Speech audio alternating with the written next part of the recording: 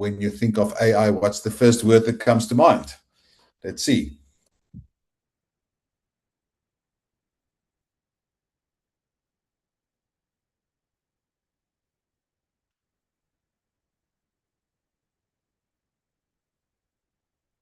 So while you are joining there, let me see whether anybody has any input yet.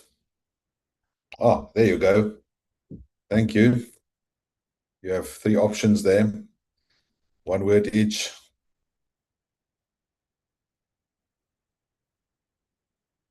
Okay, that's what we are seeing today. Hey, AI is the new era. It's the machine encroaching on human domain, I suppose. It's advancement. It is robots. It is let's see where it goes. It's wait and see approach that we take to AI. It's making life easier. So that's the first one. The second one that I quickly want to ask you is, what do you use ChatGPT for? When I say ChatGPT, it might as well be anything else. You know, it can be Gemini, it can be Grok, it can be Copilot, you know, name them all, Claude. You could go through any one of those. But when you use generative AI or ChatGPT, a specific chatbot in that sense, what do you use it for? So interesting there, we see people using it for learning and research, for content creation, for brainstorming ideas. There's one that do chat with ChatGPT when he or she is feeling lonely. I certainly do it, not lonely, but I use it somewhat for a brainstorming sounding board in a certain sense. I have my interesting discussions with ChatGPT. Okay, so there you see brainstorming ideas, etc. And then another one before we introduce everyone on the call, just as intro. What are your biggest reservations about AI? Is it job loss? Is it bias and discrimination? What do you think? Maybe quickly go through that.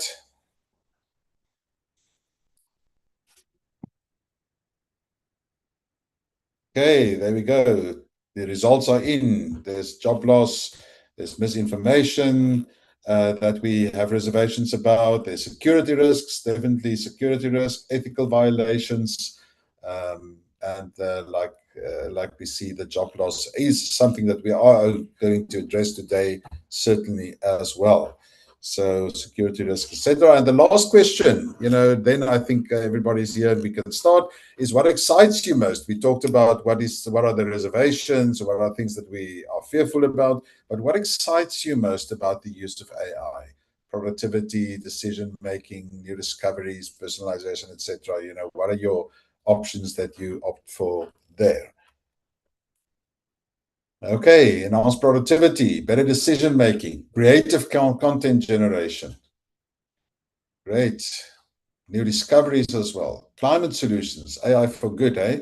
That's certainly relating to the Sustainable Development Goals. Smarter cities. Okay, I'm going to stop it there and you know, welcome you all to this webinar. My name is Johan van der Merwe. I am from a company called Prelexis. We do AI and AI consulting on traditional AI, generative AI, agentic AI, etc. But this is certainly not about me. I'm only the moderator here.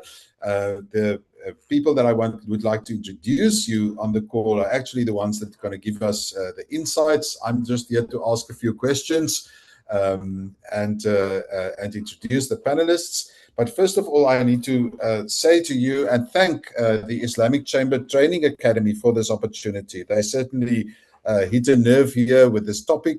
And this webinar is organized by the Islamic Chamber Training Academy, the academic arm of the Islamic Chamber of Commerce and Development.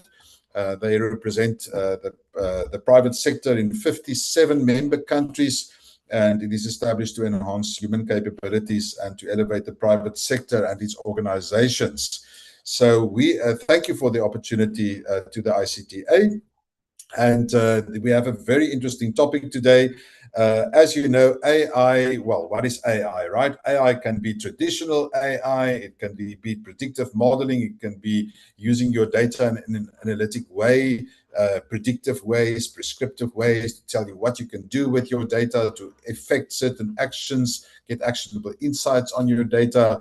It can be anything from computer vision, the applications in medical imaging, for example. It can be agentic AI, process automation. It can be so many things, but then especially also the latest wave of large language model integrations, the agentic AI that is related to that and associated with that, and chatbots and everything else, especially nowadays, the way in which we organize our work and our work flows and process automation to make our work not only faster, but hopefully also better. So that is, as far as an introduction from my side goes, everybody is playing nowadays. It's like a huge sandpit, the world, and everybody's playing with AI. I think we do need an adult in the room sometimes, because everybody is playing in the sandpit and inevitably somebody's going to get hurt, so, and we all play along. But then there's one of the children in the sandpit. I almost want to say, I don't want to sound condescending or something, but somebody may get hurt, and then we call for mommy or daddy or somebody to come with a band-aid, and just help us do things in the right way. And that, I think, is the question nowadays. Every single board, every single boardroom is saying, AI is everywhere. What are we going to do with AI? We need AI. There's even a little panic going around, I think, where everybody wants to do something with AI. Everybody feels that they are playing catch up. And now, how do we do this in a proper manner? Especially as far as leadership goes, especially as far as the boardroom goes, how we do leadership, how we do strategy, and how we incorporate AI in the process in such a way that is still human friendly, and in such a way that has guardrails and look into mitigate the risks that are associated with this. Now, to have the discussion today, I have a panel of wonderful speakers with me today. The first that will also be first up to talk about AI in the boardroom will be Ema Linaker. And now Ema advises CEOs and boards on how to turn AI from just a talking point into practical leadership capability. She is the co-founder of the AI Factory, the architect behind its bespoke methodologies, and she helps organizations to implement AI effectively and safely across strategy and people and process and performance, etc. She does readiness audits, leadership workshops, training, and help teams in that way. Ema is joining us from the UK, from Cheshire. Then we will also have Keith for the second input, the Human AI Partnerships. As you all know, I always speak about HABA MABA. It stands for humans are better at and machines are better at. So we need to decide what are humans better at, what are machines better at, and how do we coexist in a collaborative way, this machine-human interaction that we are nowadays talking about. And is AI going to take our jobs? That is, of course, the important question. So Keith joins us from Sydney, actually in Australia, actually Darwin today, I think, Keith. He's the Qatar Consortium expert and trusted advisor on the practical business applications of AI, focuses on data risk and compliance, and he helps us to cut through all the AI hype and to find deployable use cases going forward. And then last but not least will be Sarah Balmer. Sarah is joining us from Melbourne, also in Australia, and Sarah will talk about governing AI responsibly. Sarah is the founder behind Priority AI and the AI Economy Tools, platforms built specifically for AI governance and readiness inside real businesses. So let's get to AI in the boardroom. Ema, welcome and thank you. I will be sharing your slides and you can just tell me when we should advance the slides. Thank you very much for the kind words, Johan. It's a real pleasure to be here. For those who are based in the Middle East, Salam alaikum, kefalik. I hope you're all very well. I think my central point for this conversation today is going to be simple. AI is everywhere in the organization. It's in the boardroom, but it's also on the shop floor. But the value is still uneven. most boards do not have an AI awareness issue right now. They have what I would call an execution problem. And the question for me really is not whether AI matters, it's whether the board can turn activity into better decisions, better performance, and better control. And so for the next 20 minutes or so, I want to move away from the hype and into something really tangible and useful. I want to show you where I've seen organizations across the board get stuck. What a board ready operating model might look like, and then what you can actually apply in the next month or so to your business. Next slide, please.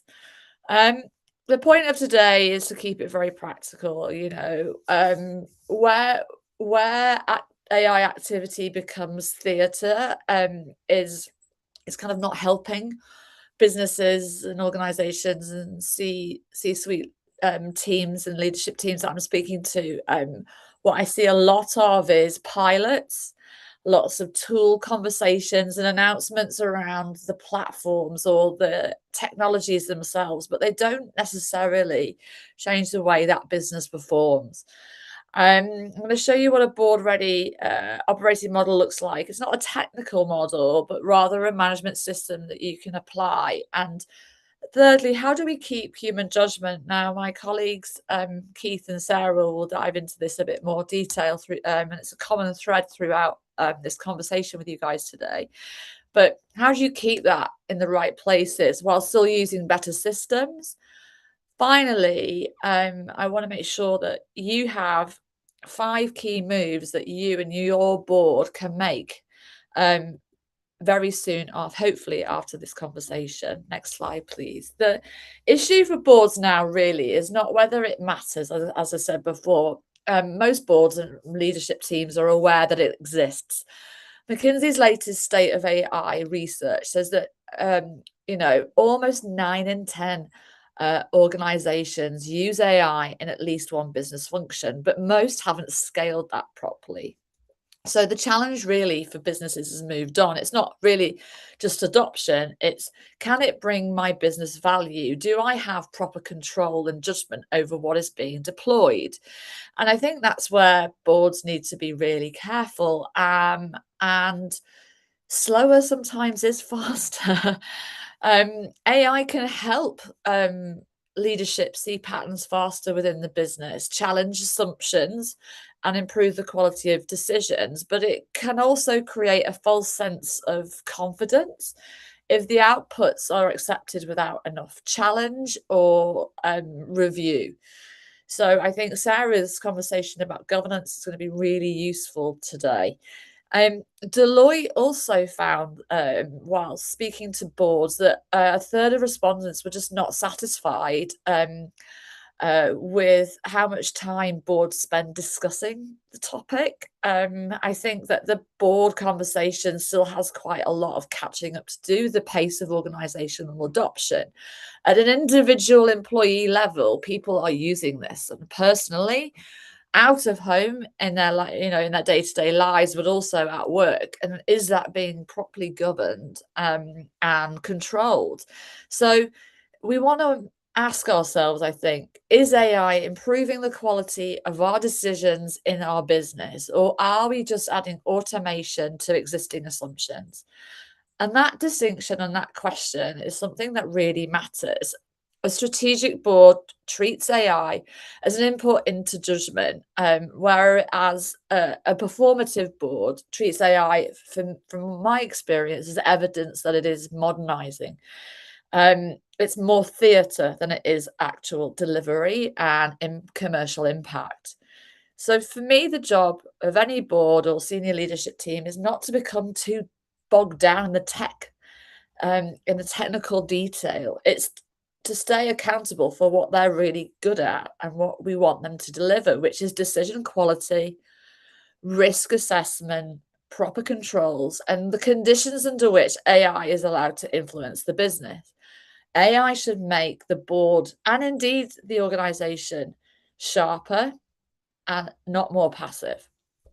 Next slide, please. So this is where the boards really need to have some self-reflection. And this is what I love helping organizations and senior leaderships really sort of get to grips with.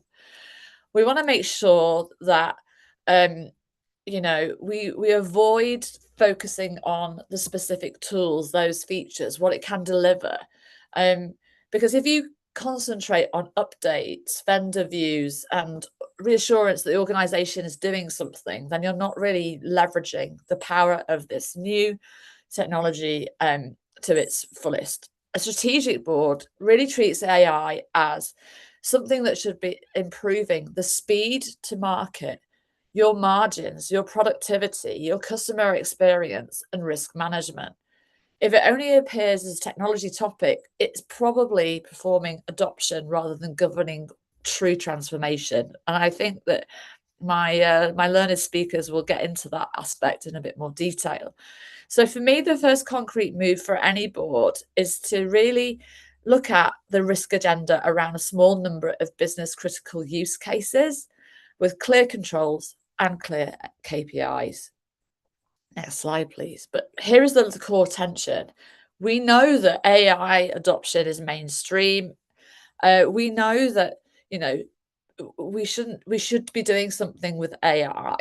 But the harder question is why is all of this activity not really translating into any value to my business? And a lot of boards need to really consider the cost of implementing AI. Those costs to deliver AI agents. For example, I was talking to a creative agency roundtable last week, which was full of CMOs, and their Figma AI costs have gone up exponentially, and they are running out of credits every month, at least 2 or 3 days before they need to. So what is the cost to actually open up that opportunity? I think BCG said that only 5% of firms are achieving AI value at scale, and just over a third are scaling and seeing some returns, but they're not seeing material value. So I think we need to make sure that AI converts for the business.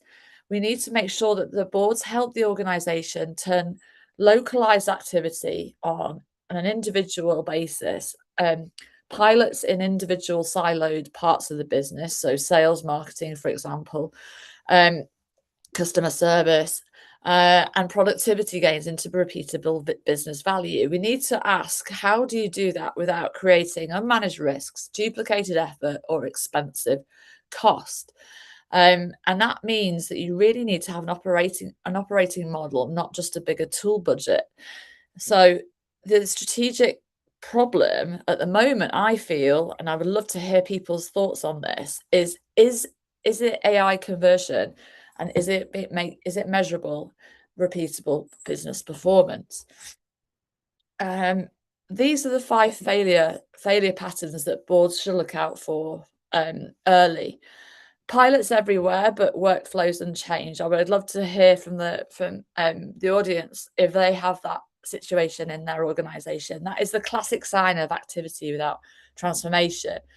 Is there a lot of tool access without guidelines, protocols, and governance? As someone who specializes in crisis, AI is a huge risk that we really need to manage from the top down and ensure that that risk is no longer at the individual level. I think enthusiasm with no name donor is often seen throughout an organization. And then the 5th, training spend without behavior change. I think awareness is useful, but the board should ask what has actually changed in how work gets done. That is the pattern I would watch for.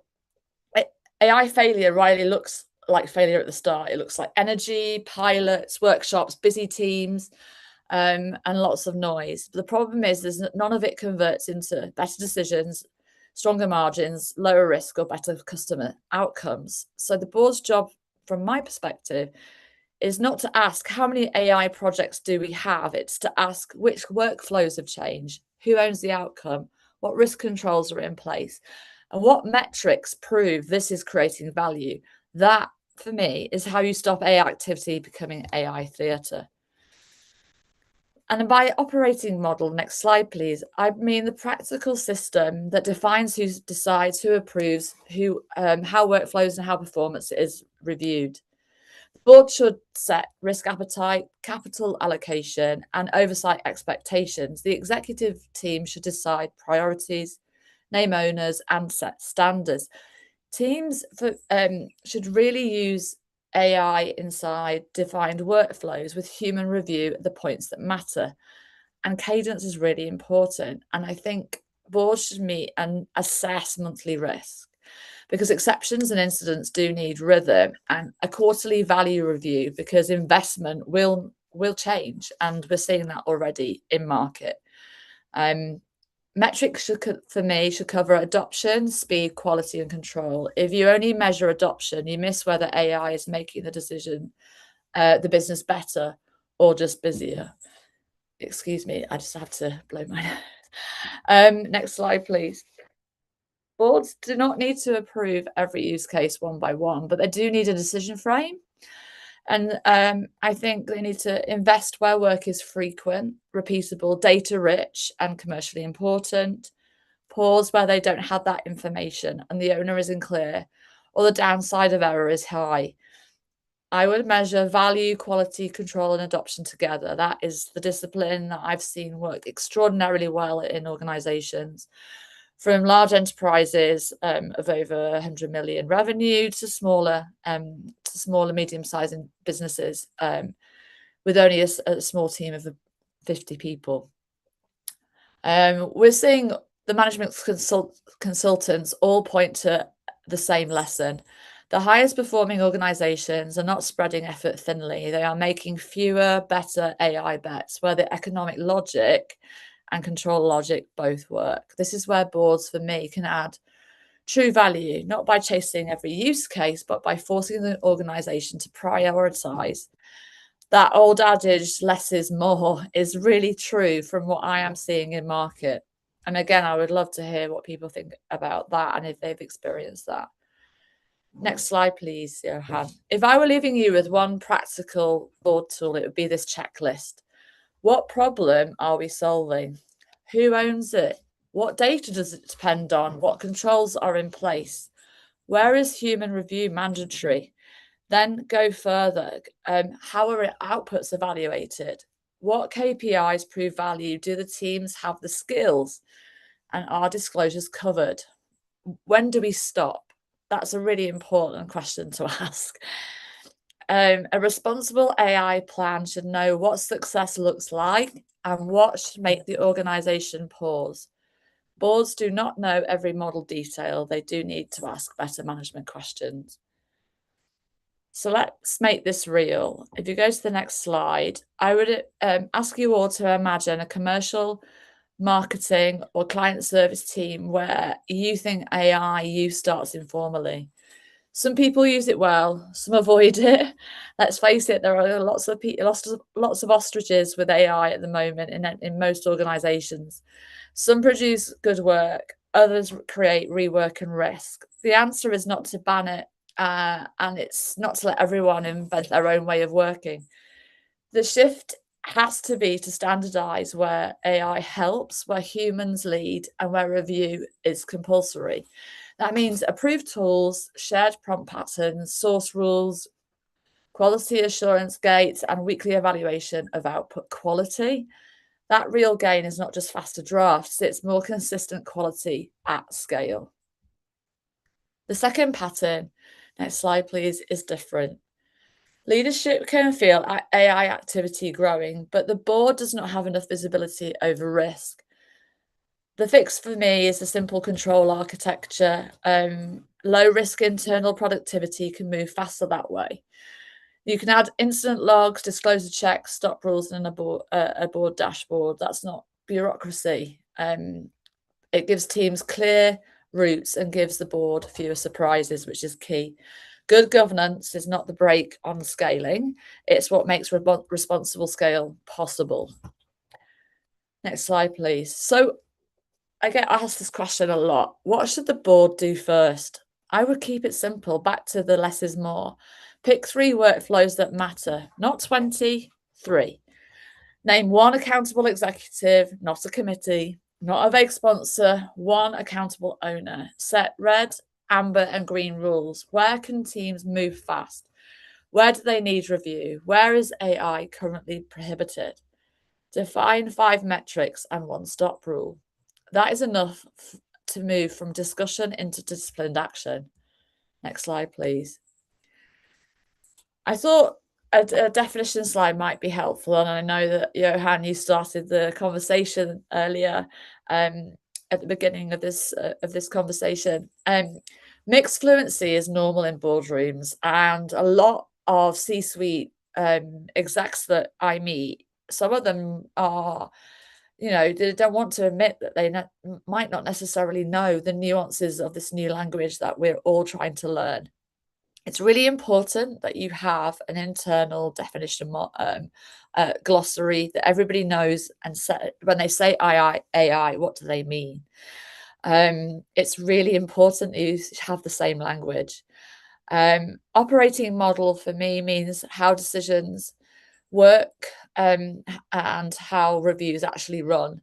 Governance means the rules, roles, and oversight around AI use. Evaluations are structured tests of output quality, safety, and more importantly, reliability. Risk controls are the checks that reduce harm, error, leakage, or misuse. And the language matters because unclear language creates unclear accountability, which is absolutely crucial in any boardroom. Next slide, please. If you want to govern AI properly, it does need a dashboard.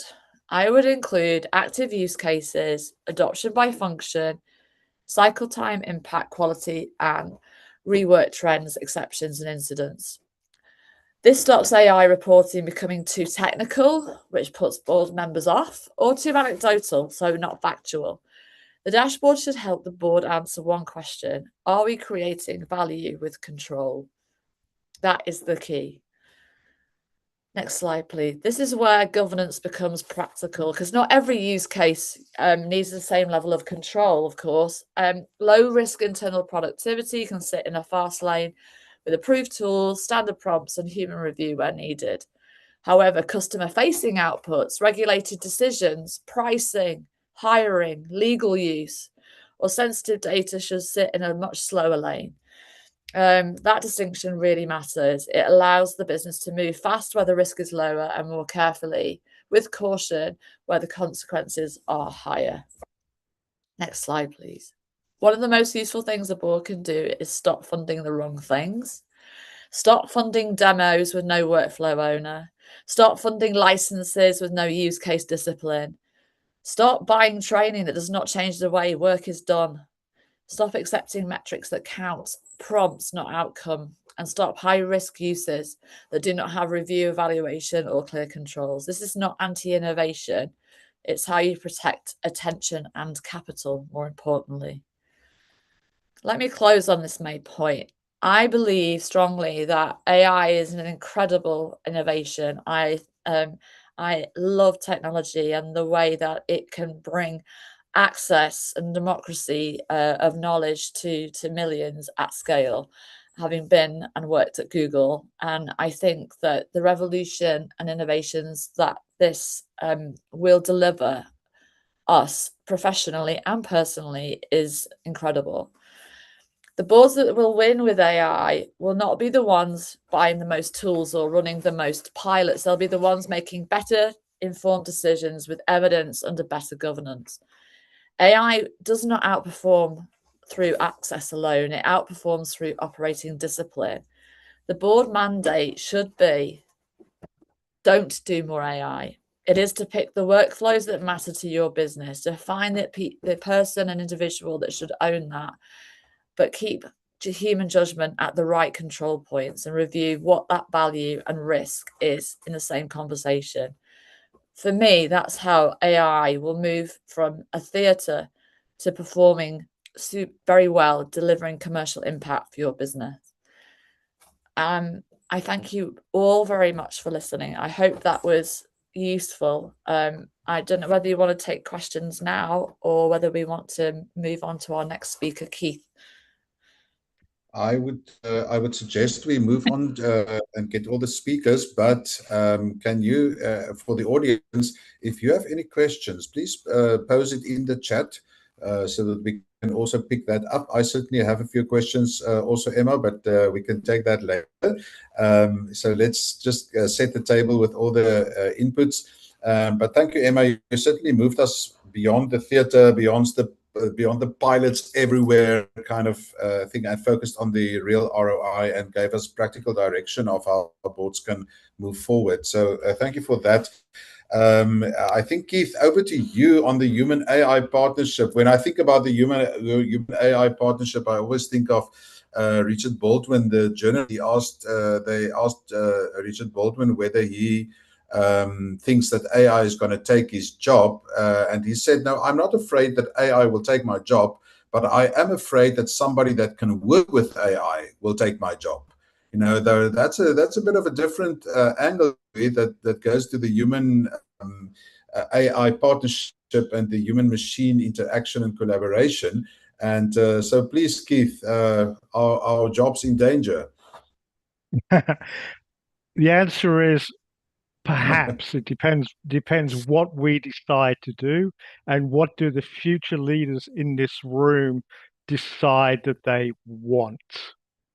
Now, very quickly, I've got some slides. I'm not going to go through all of them. I want to try and have an engaging conversation.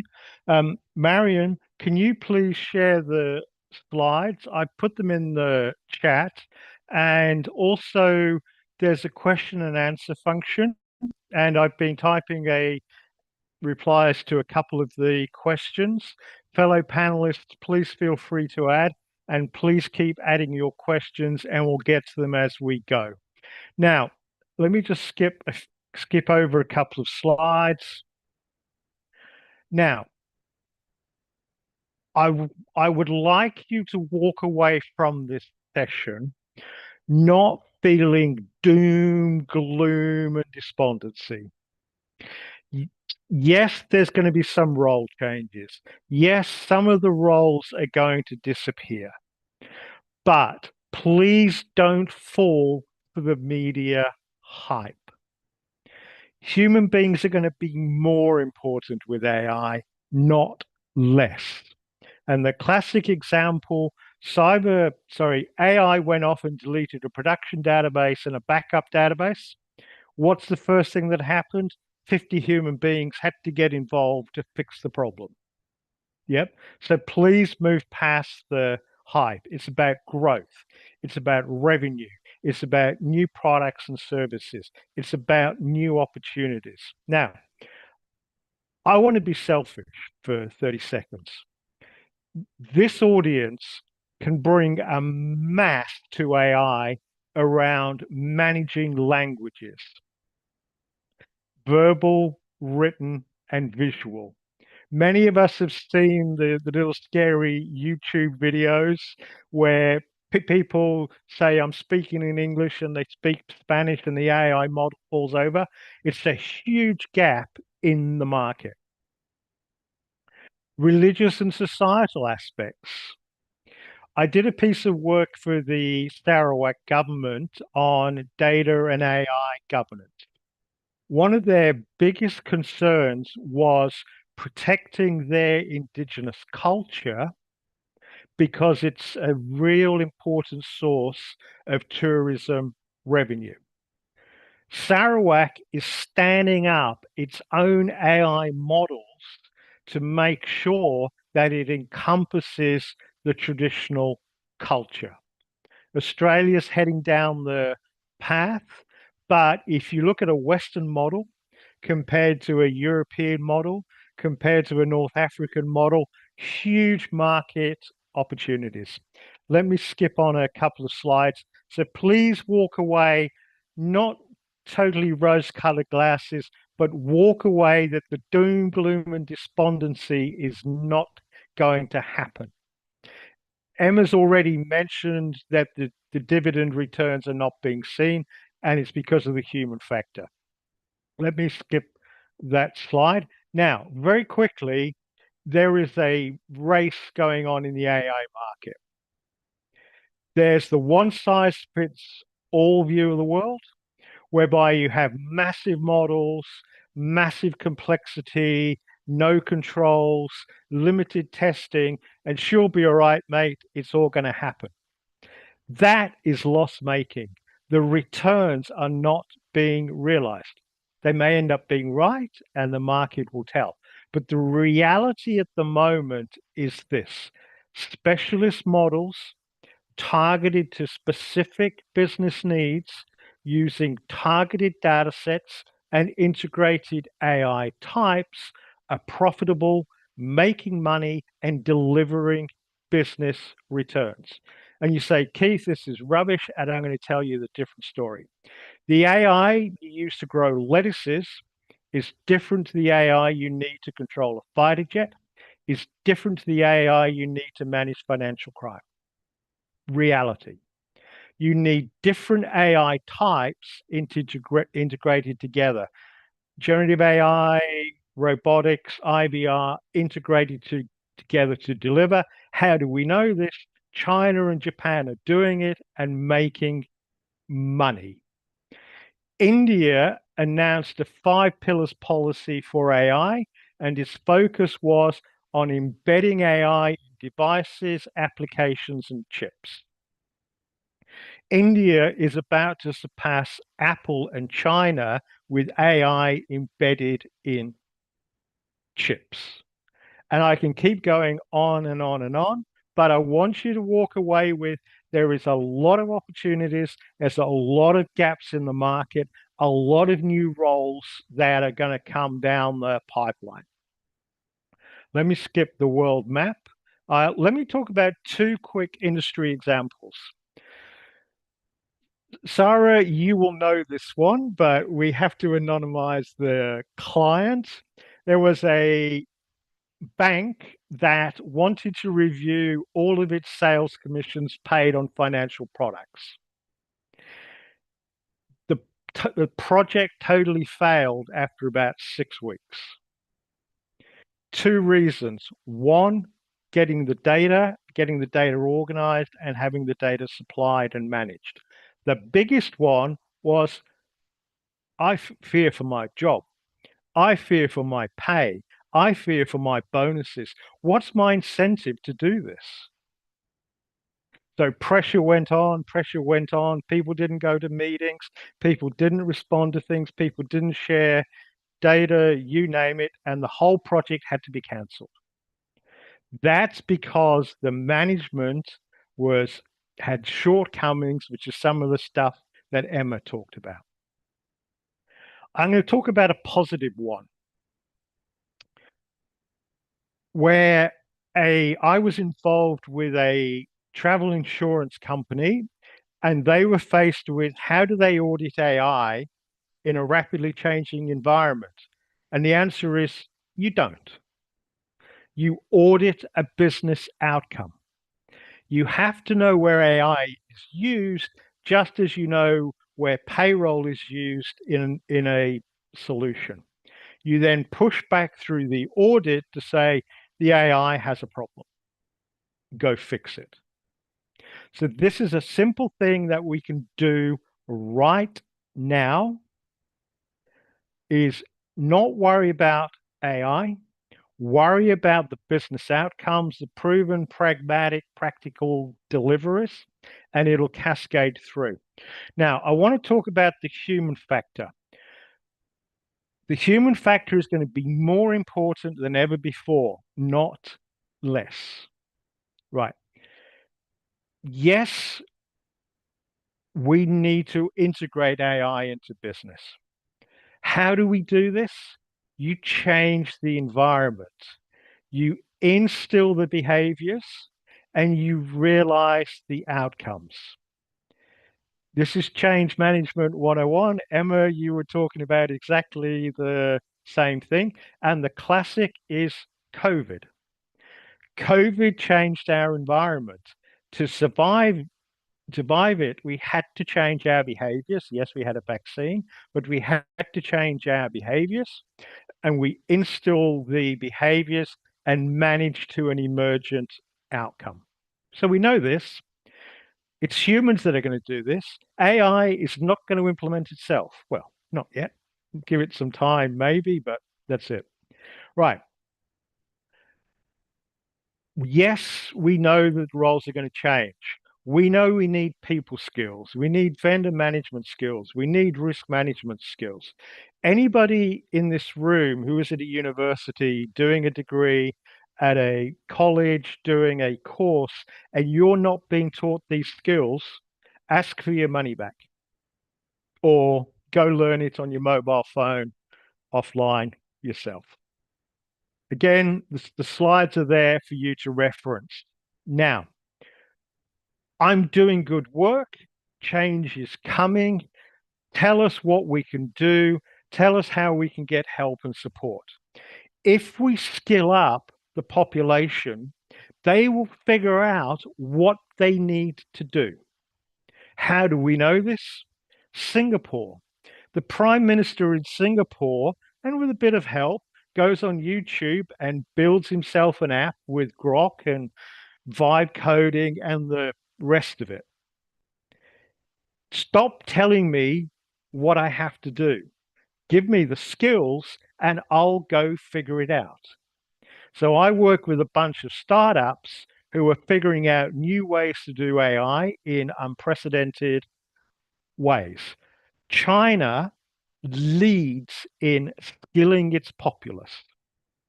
Yep. Sorry, the doom, gloom, and despondency coming out of the West is not what Asia and China are doing. So take that one on board, please. Okay, now we've got about 5 minutes left to go because I want to do some questions. So let me race through a couple of ones. We know how to implement AI. We've done it before. It's called the autopilot model. Who has not been on an aircraft? The aircraft is pretty much flown by the AI now. What do the pilots do? They create everything for the first time. They monitor things and intervene when go wrong. They do the bits that are not automated, and they spend the bulk of their time managing stakeholders. I'm doing a piece of consultancy work for the Northern Territory government. 95% of my time is spent managing stakeholders, understanding their needs, showing that I care for them, that they're not under threat. Okay. Sorry, AI can't do that at the moment. So we know the skills that we need. We know how to do AI. We've done it. It's called the passport control model. We all go through the passport gates, we put a passport in. We have a single authoritative source of data. We have multiple AI types working together, which is what we mentioned earlier on. Stakeholders are skilled and trained, and there's a process for managing exceptions. Who is leading in this approach? Singapore, China, some of the European countries have started to do it. Sorry, Australia, you and I are sort of at the bottom of the pile, but it's not the doom, gloom, and despondency that we see. Now, we know there's increasing automation. We know we have to have greater skill levels. We know we need a diversity of skills. We know it's greater problem solving, greater stakeholder management, more and more expertise embedded in the business. We know all of these. It's us as leaders to decide to act on it. Let me just skip through. So how we can have an impact. So I'll skip cybersecurity. So one last slide. You can learn everything you want to know about urban planning on your mobile phone. Your degree on your mobile phone will not give you stakeholder management. It will not give you industry practices. It will not give you industry contacts. So what are you being taught? Are you getting your value for money? I'll Mariam will share the slide deck. So let me pause there. Let's throw it open to question and comments. Please, yes, change is coming. We know how to manage the change. It is not doom, gloom, and despondency. It's not that you're worthless. It's not cost cutting. It's not job losses. It's growth, revenue, new products and services, new opportunities. And one last one. There is one simple AI thing you can do right now. You can take AI to revitalize a customer database. Every customer database has a bunch of dead ends that aren't being worked. Those are not being worked by people, so it's no threat to their jobs. We spend money on sales and marketing all the time, which doesn't give a return, so that's a non-starter conversation. We can do tailored customer offerings, revitalize the customer database. Oh, there's an active lead. Let me pass that to Ema to manage. Now, I am sure you have the capability to think of other examples. So let me pause there. Let's throw it into the chat. Let's throw it open to questions. What opportunities do you see for growth, new opportunities, new business opportunities, and career development? Johan, yes, and the other ones, back to you. Yes, no, absolutely. There is a minute or so. We will return to Q&A also at the end of the session after our third input. But there is a question that is very relevant there, Keith. When job abilities change so fast because of AI, how can managers rewrite job descriptions or expectations without overwhelming their team? Maybe you can talk to that. And also related, I also wanted to move towards the training and the upskilling or retraining and upskilling. How does one actually approach that? But job abilities change, job description change, upskilling needs to be done. How would you just off the cuff answer that one? So there is an aspect of having to rewrite job descriptions, but it should not be a big thing.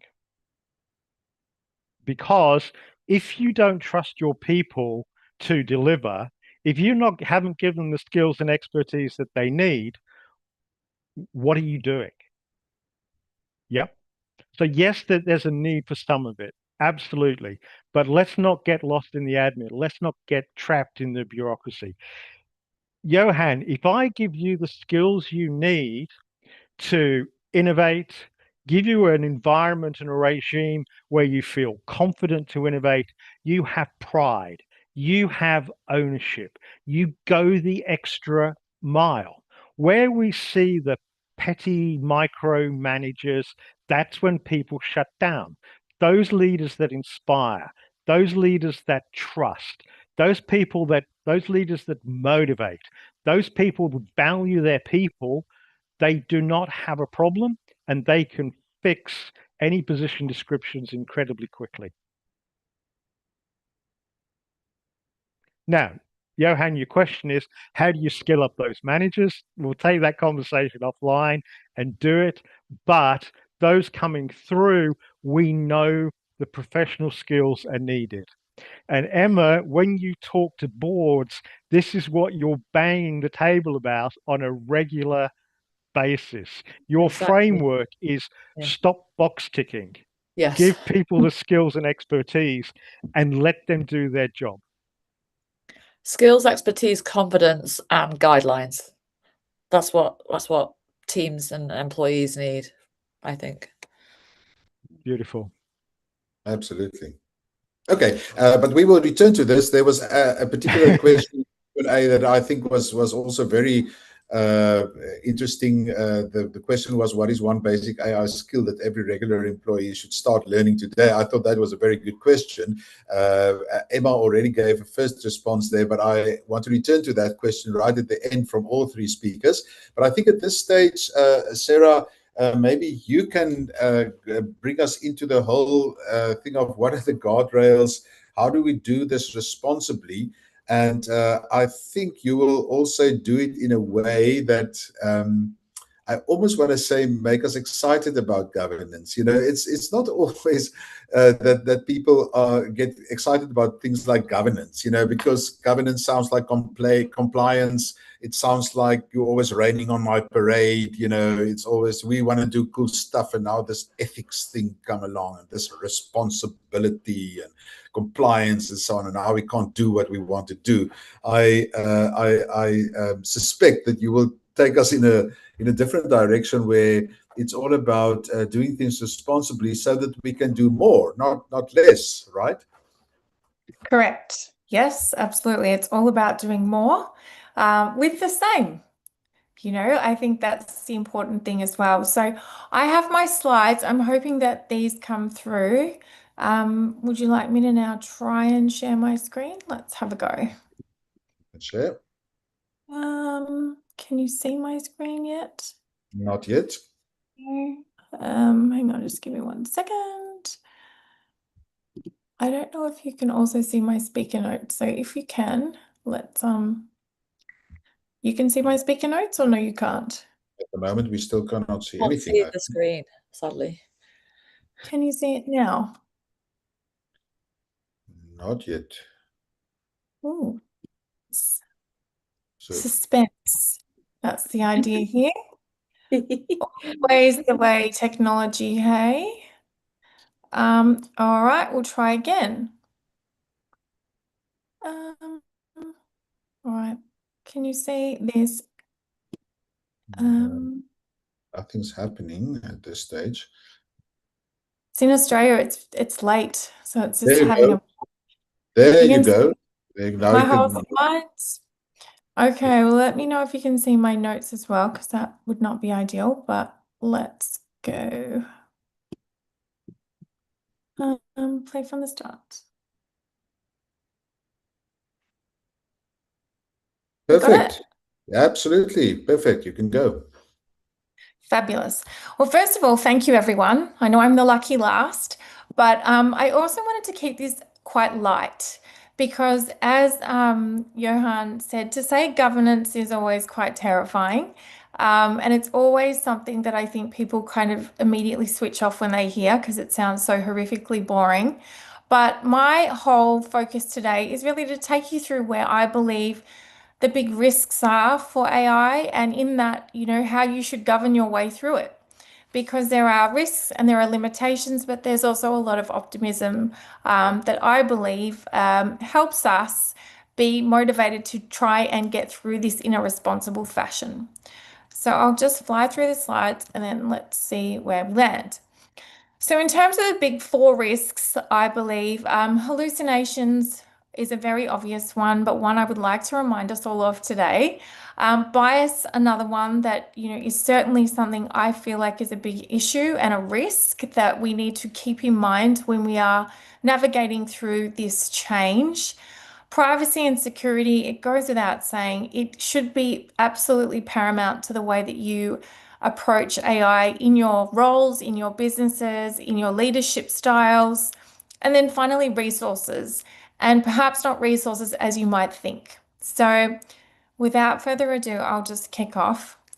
As you know, in terms of hallucinations, when it comes to AI, it continues to be a massive problem.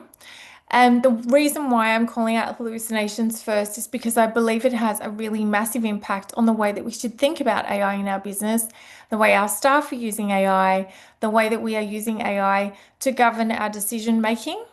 And I feel like as it becomes more mature and as a centerpiece in a lot of business strategy moving forward, particularly in the boardroom, as it starts to kind of form the groundwork of a lot of the decisions for businesses moving forward, I think we need to remind ourselves that whilst the hallucinations are starting to reduce, they are still very prevalent. In Australia, there are a lot of cases in the US where we've seen lawyers in particular being caught out when it's come to citations and having incorrect information. But recently, even as recently as last September in Australia, a lawyer was caught by providing a whole lot of citations in support of their case, of which the judge found to be incorrect, but were so convincing that he thought it best not to check them. And as a consequence, it really sent a strong message, I think, to us all. From 2022, AI was very green. We've all started to embed it in our day-to-day, but I think that a risk, and when you are thinking about governance moving forward, is how are you going to ensure that hallucinations, that there are checks and balances in place to combat them? In my mind, why they happen, and for those of you who don't know, because I think we also assume a lot of people know a lot about AI when a lot of people know very surface level what AI is, but the reasons why certain things happen. It's trained on a lot of data. The data can actually present itself in a way that isn't always the right answer.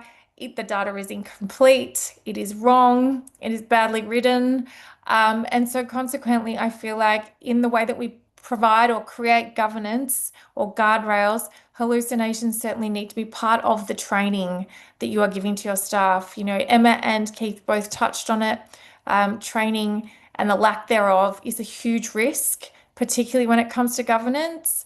And so when we're thinking about getting around and responsibly managing our way through this, I believe that you should put some practices in place. You need to rate your confidence. You need to start using critical thinking. The risk around all of this is that we lose the ability to do what is innately human, is really challenge and question what is before us as we used to. I think I call it AI washing. Some people call it a range of different things, but throw the answers through a whole lot of different models and see whether or not you are getting the same results, and also challenge the different models around the results they're providing you. And then similarly, use humans in the loop, use specialists, use experts, challenge what we're getting, and help that be a part of your governance framework, whereby it's not a set and forget, it's a very fluid model where you are actually critiquing the information that you are getting from the AI models, particularly if they are informing very important parts of your job, the way that you're structuring your team, or the decisions you're making in your business. It goes without saying that bias continues to be an issue.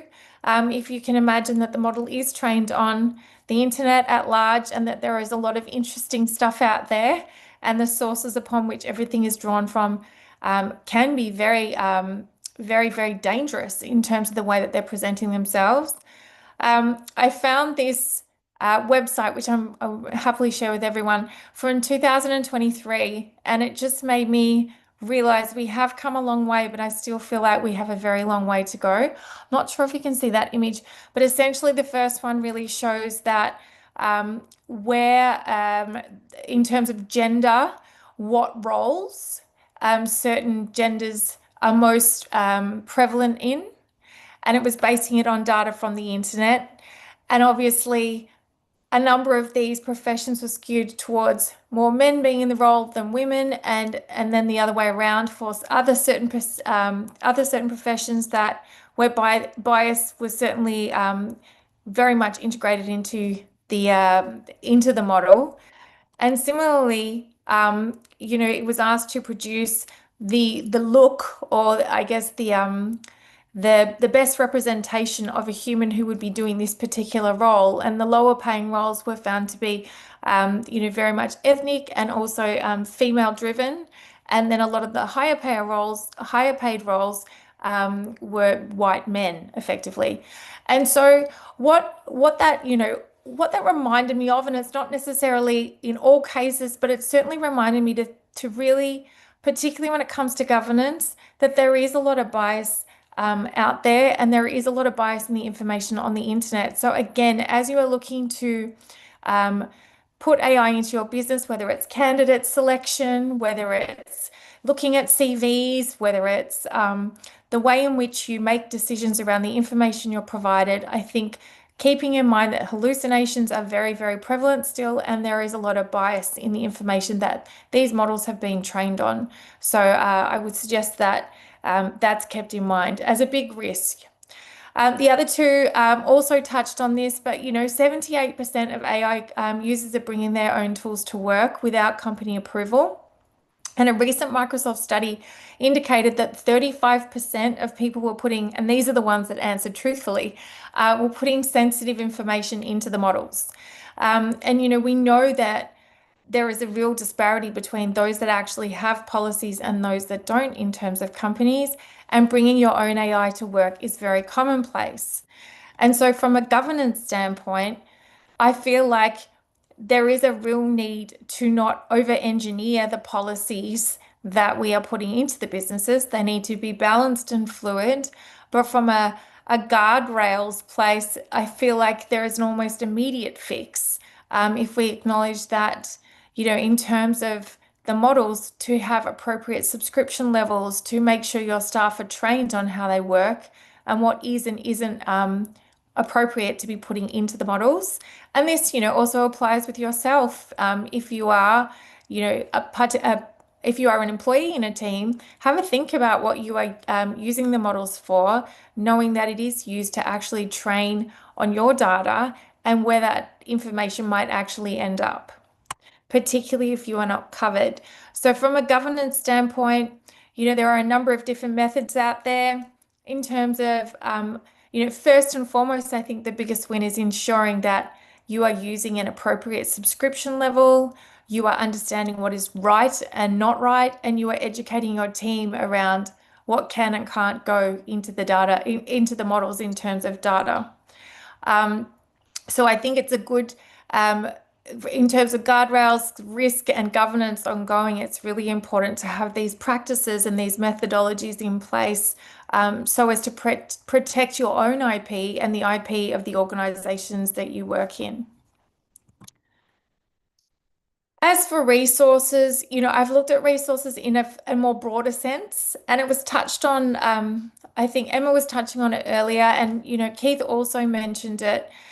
The biggest advantage companies will have moving forward will be their people. Your competitors and competitors in every field, having AI in the business will be an expectation. It will not be a nice to have. It will not be a competitive advantage. It will be meeting the market. The biggest point of difference you will have will be your people. And what I'm recognizing, I was just at a transport conference yesterday, and what I'm recognizing is that a number of people are not getting started because of AI overwhelm, because they're too scared to get it wrong, because they are so stuck in coming up with really tight, inflexible policy that actually is stopping them from moving forward. And what I would say, from a risk perspective is that if you don't actually start moving when it comes to AI and start to leverage and cultivate your competitive advantage, which is your people, you actually will have a much larger gap to close. You potentially won't even have a sustainable business. So from my perspective, like Keith said, it is not doom and gloom. People are actually the centerpiece of this. It will be the biggest advantage and biggest leverage you have over your competitors. So what are you going to do with them? And I think the first thing is to really recognize the things that AI can't replace. So when you're looking at governance, you also need to start thinking about, okay, well, what are we going to do with the people that we have? How are we going to make sure that we don't lose that? What guardrails are we going to put in place to ensure that we are exercising critical thinking in our workplace, that we are making sure our staff aren't becoming, well, forgive me for saying this, but stupid, because the AI is doing a lot of the thinking and a lot of the, I guess, a lot of the job that they once did. What are we going to do with the 80% of their time that AI cannot do? How are we going to leverage and create and cultivate our competitive advantage? And so I feel like governance can't really be seen just from a tooling perspective. It also needs to be seen from a, what are you going to do with your people power? How are you going to leverage your human advantage so that you do have an edge over the competitors as AI becomes more and more of an expectation? And when I say that, a big risk, and Emma touched on it, is you can't AI everything. And if you do, you'll end up in a position where you actually are worse off than you were before because it costs more money. So it's about understanding, where do your people fit and where does AI excel, and what are your goals of your business, and how do you create a framework around that so that you are getting the best out of AI, so that you are creating the leverage that you need to be creating, but also how do you have a framework in place so that it doesn't get out of control? The best place to start with that is AI literacy, and I think it should be the cornerstone, to that earlier question. AI training, AI literacy is a huge risk because a lot of companies are putting in a one-size-fits-all model. They are throwing tools in that people don't know how to use or are expected to self-teach. But what we imagine and how it actually works, I think, starting from the ground up and teaching people to all different levels is going to be actually quite critical. And the reason why I feel like this needs to be a huge part of governance is because it actually means that, you are protecting your organization from things like data leakages, from IP going everywhere, but also, you are cultivating your staff to understand what is and isn't appropriate. And then I will not bore you for too much longer. There's only 2 more slides to go. So where does AI fit? And I think, Emma said 3 things, and I agree. It's about identifying, what are your governance gaps? Where can AI bring you the biggest return on investment from a cost and a time perspective? And also, what level of AI fluency does your team need? Some people will be really proficient, very few people, and other people will need a lot of help. And what are you going to do to ensure that everyone gets up to scratch so that you have a sustainable business and can leverage your human advantage so you have the competitive edge? And that is it from me. Yeah, Sarah, thank you. Thank you so much. And to all the speakers for their input. While you were talking, Sarah, about what humans do and do best, humans are better at, machines are better at, that kind of thing, I was thinking about somebody who put it so clearly for me. They said that AI works with probabilities. Humans work with possibilities. And I think that is so well put in a certain sense, because I mean the fact of the matter is the GIGO still holds, right? I mean, garbage in, garbage out, so that is the thing. That's also why the focus on our underlying data is so incredibly important, because we feed data, we feed prompts, and we feed everything that then gets amplified by AI. If you have a bad idea, or if you have a bad strategy and you use AI will make it super bad. And if you have something good, then AI can augment it and make it better. So I think that is the point that you're also making, also in terms of what the human capabilities and competencies is that will never be replaced, and that we need to guard also against. So thank you so much. Please, everyone, all the attendees, you're welcome to put in some more questions. So let me start by the question that has not been answered yet, the latest one that was added to our Q&A. Where do we absolutely draw the line? What is the one thing a company should never let AI do? I absolutely love that question. Open to all the panelists. Anybody can respond. Where do we absolutely draw the line? What do we say no to? I mean, we say yes to a lot of things. What do we say no to? Who wants to respond first? I've just put a comment in.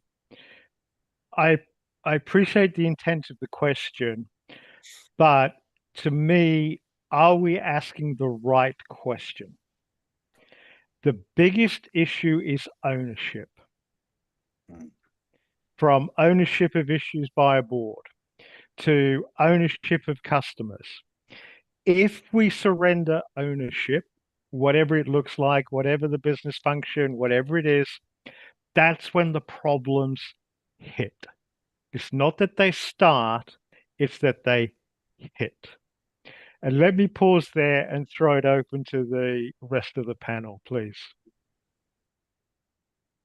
Is there a line to be Yeah, drawn, Emma? I think ethics. I think ethics is a challenging one, right? It always is with technology. Conscious bias is a thing. And how we get around that. I think anything that affects people's jobs, rights, or reputation should be something that you really look at. Yeah. Even jobs, Emma? So if somebody's job is threatened by AI, then we shouldn't No, do no, it? I don't think it's in terms of threaten. I think there is a level of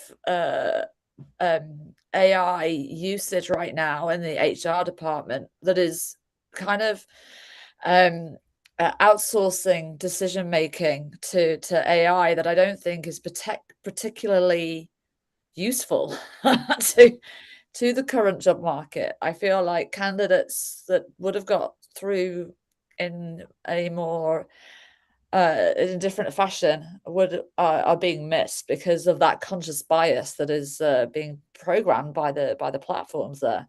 So no, I think that AI will create jobs and create new skills, new knowledge, and new opportunities, and we're seeing that already with some of the agent economy that is coming through with people who are half my age. But I do feel like some of the decision making, should AI do performance reviews, for example? I absolutely You know? get what you're saying now. I thought initially Yeah. AI, if AI can do a job, we shouldn't let it do. But of course, then it goes towards retraining, upskilling, etc. And so on. Exactly. But what you are referring to is where human dignity are being threatened, or by the way, by the bias and things that are being done by. Yeah. Absolutely get you there. Sarah, any response from your side? What cannot be done? Shouldn't be done? In the same way that Emma, touched on, the conscious bias is going to be a problem. And I think as people become more and more dependent on the content and they start to kind of believe it as if it was an informed, and it is informed to an extent. But if we take humans out of the loop altogether, I think critical thinking, and we don't start to really look at our, human advantage and the things that we are going to lose as we start to give more power across. I think it's where we should draw the line is really making sure that we are still actively involved in decision making, that we are still bringing our humanity to decision making and the company so that we don't lose ourselves. And I feel that without acknowledging that at the beginning of this journey, really, we are at risk of that happening. Great. I would like to just add to that, sorry if I may, Johan. As I'm going to the Cannes Lions of Creativity in the south of France, I genuinely feel that kind of the role of AI in creative production, ideation, storytelling is going to be a really interesting one for all of us, for anyone in the entertainment industry, for anybody in marketing and communications, for anybody who wants to listen to something that doesn't sound like elevator music on Spotify. So I think that is a big area of discussion as well. Sorry to interrupt. No, absolutely. Also links to the question that just came in. Somebody was there complimenting your artwork behind you, Sarah, and going towards the artwork, and human creativity and so on. Where does human creativity comes in? And Emma, to your point, how do we guard that? How do we make sure that human creativity doesn't get lost in the process of probabilities being generated by AI? Because AI, in essence, because it works with probabilities, it just rehashes what it had before. It doesn't really produce anything new. So that hopefully is still the domain of humans, producing something new, while AI can help us process vast amounts of data. But I mean, how do we guard this whole thing of human creativity working with AI?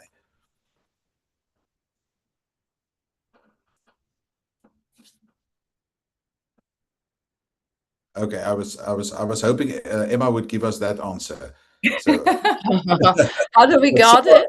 I think I genuinely don't know that. I don't think I've come up with that answer, Johan, to be honest. I'm hoping that I'm talking to other people and other chief marketing officers in the south of France in the end of June will help me.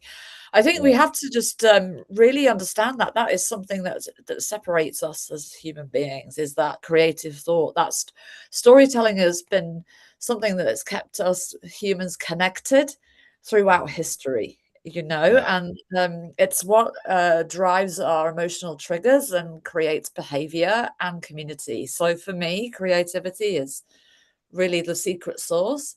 And it will stop, hopefully, this homogenization of content and sounds. If you look at a lot of things on the streaming channels, me and my husband play which track is AI generated, which isn't, the soundtrack of quite a few new programs. So I don't want to live in a world like that. Sorry, Sarah, go ahead. Absolutely. Yes, Sarah? Sorry, and I think to your point, Emma, the ability to retain that kind of the creativity and the ability for us to retain what is innately human is going to come down to ensuring we continue to practice it, and we identify what is human, and how do we coexist? How do we leverage one as our strength? How do we coexist? And then how do we ensure that we don't lose it? And I think that's practice. It's protecting it. Keith? I've been listening in and nodding wisely at all the sage comments that have been going through. Firstly, there's a lovely, thank you very much for the fantastic session comment. The bit that I want to come back to is it's about what we decide about how we want to use and apply AI. That is a collective societal responsibility. Are we prepared? Probably not. Are we having the right conversations? Probably not. Can we do all of this? Yes. Is AI a nightmare? No. Is AI rose-colored glasses that's going to fix world poverty tomorrow? No. It's somewhere in between. And those coming along are going to see new opportunities to use it and apply and bemoan the stuff-ups that the old codgers on this call have made. Thank you. Yeah, absolutely. One thing that Emma mentioned in passing about the creativity was the role of community. I just wanted to flag that. The fact, something happens when people gather in creative community, and get together and start sharing ideas and so on. It feels to me sometimes that the AI is very much an individualistic kind of action. I engage with my AI, which is my favorite poison at the moment is Claude. So it's me and Claude. It's the two of us. Doing things. Where real creativity happens is where I sit with my colleagues and we discuss a problem and we come up with solutions, because for real problem solving and understanding, I think creates. AI even tries to mimic that with all the words mentioned nowadays are spec-driven development and so on. So requirements gathering specifications and so on. That all comes from a deep understanding of problem and creative community, where we try to find not only problems but actually the solutions to the problems, and that informs that in a way. So my answer to how do we guard the creativity is just get together, drink some wine, eat together. Just keep on engaging with one another as real humans in the process. I want to go back to an earlier question. Maybe we can almost end off with that. Maybe there's a chance for one more.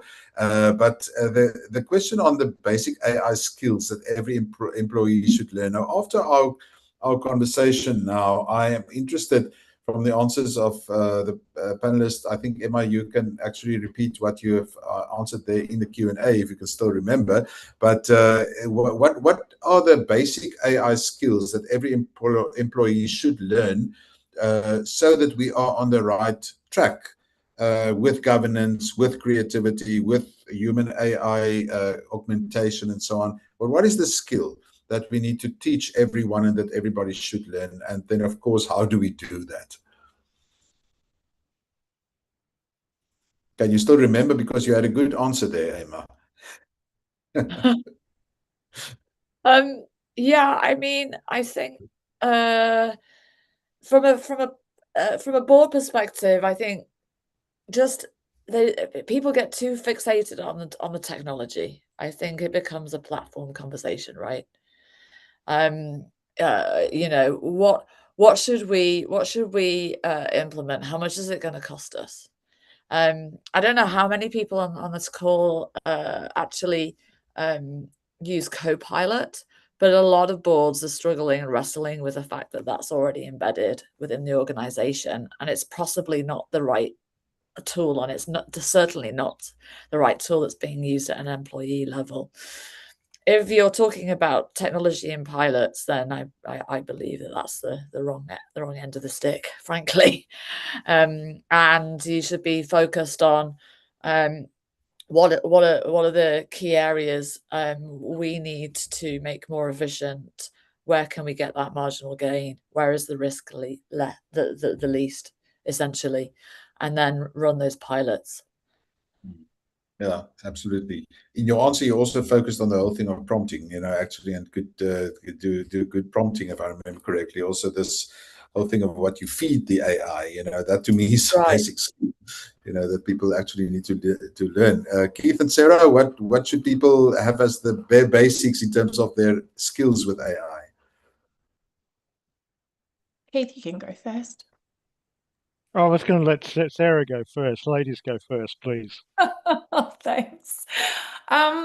You know, I would say the same as Emma. I think it's really important just to be, a lot of the issue I'm finding with AI at the moment is that people are not getting involved enough because they're too scared of making mistakes. And the technology is so fluid, you have to do the groundwork anyway.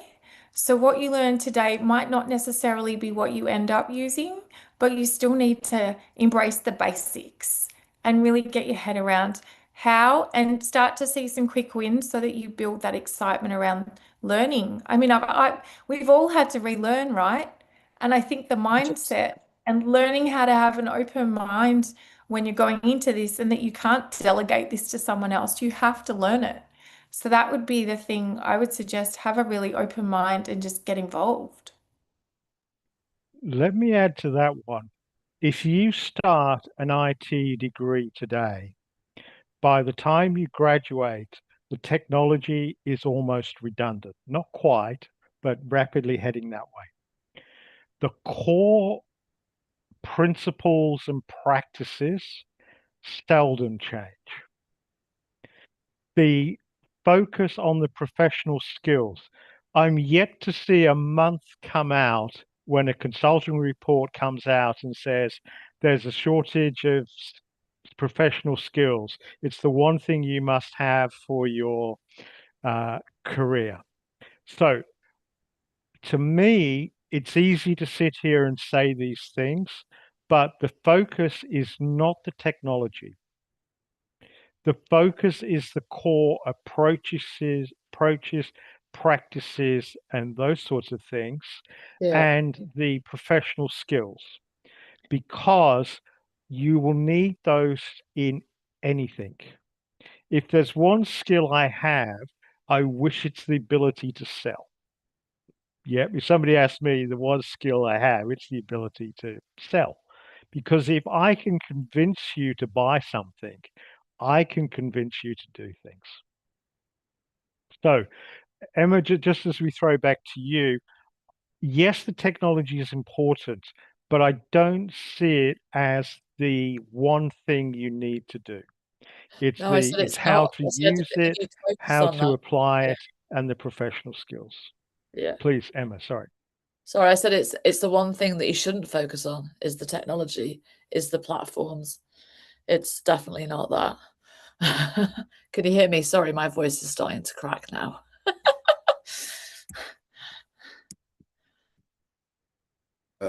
What you want to know is what the problem is, and then find, otherwise we sit with this. Exactly. When you are sitting bound, Yeah. then you're like, okay, I have a hammer now. Where's a nail? Everything is now a nail. Yeah. Well, if you understand exactly what the problem is, then you get something that's really fit for purpose.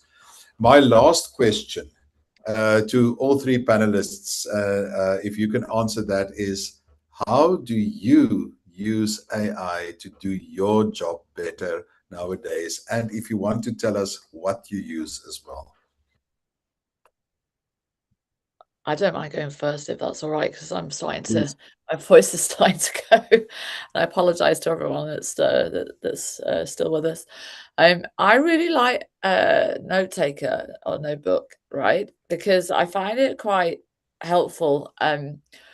As somebody who is trying to educate myself, but also others on AI and the power of it, and to help people deploy it safely and appropriately at an executive level, it's important that I stay up to date with everything, right?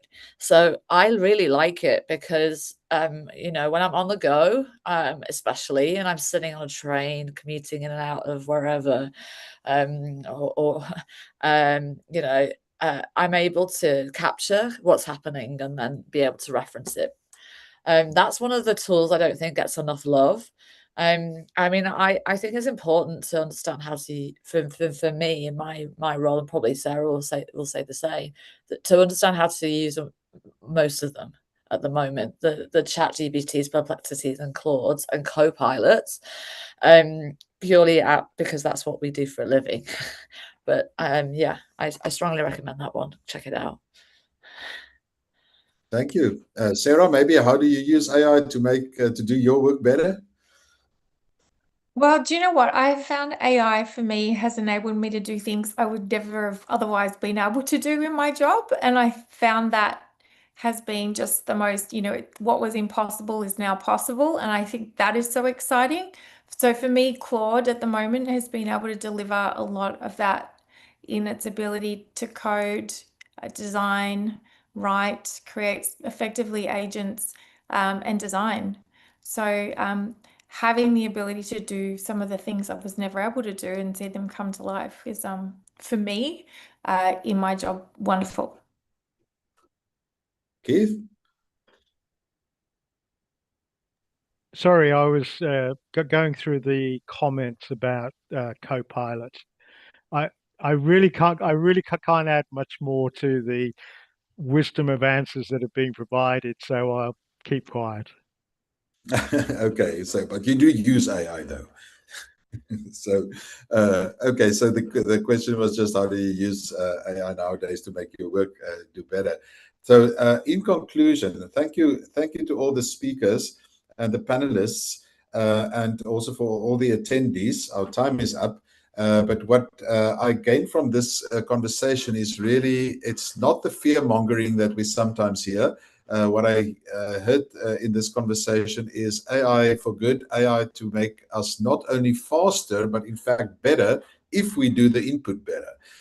If we give it the right data and the right prompting and the right understanding of problems that we are dealing with. I would like to end up by calling artificial intelligence heartificial intelligence, like intelligence with a heart. Artificial intelligence, maybe we can have artificial intelligence with a heart, where we work together and augment, and humans and machines can actually, I don't want to say world peace overnight, indeed, Keith, but indeed bring us to a better world in the process. I hope all of us have gained information and also some inputs on how to use AI and how to go forward also as a board and leadership, because AI does certainly not replace leadership. In fact, it makes it more important than ever before, and it raises the standard of leadership going forward. Before we wrap up, I'd like to remind everyone that today's webinar was recorded. It will be available for playback on the ICTA platforms. And I just want to thank once again the Islamic Chamber of Training Academy for organizing this for us and for everybody's attendance, and especially to my esteemed panelists that helped us to go further today with AI in the boardroom, the Human AI Partnership, and governing AI responsibly. I think, Miriam, you've been lurking there in the background from ICTA's side. Thank you so much for arranging this. If you have no other comments, Miriam, from your side, then I think we'll call it a day. And thank you so much for your attendance, everyone. Thank you, everyone. Thank you so much. Thank you so much, everybody. Great. Thank you very much. Bye-bye. Bye. And Ema Barak for those who celebrate.